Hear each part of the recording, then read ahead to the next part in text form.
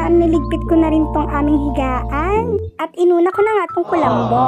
Pagkatapos nun ay nagmuni-muni muna ako ng saglit at nagkape na nga mga meses at sobrang init nga. Ayan, natatakam-takam pa.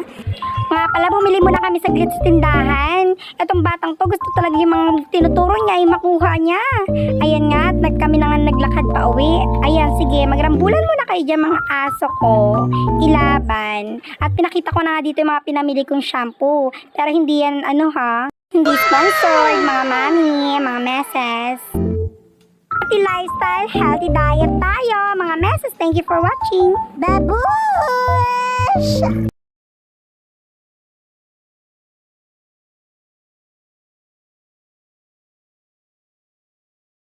Ayan nga, nagbalak na akong bisitahin ang aking mga pananim at ang tataba ng mga alugbati, nak. Shit!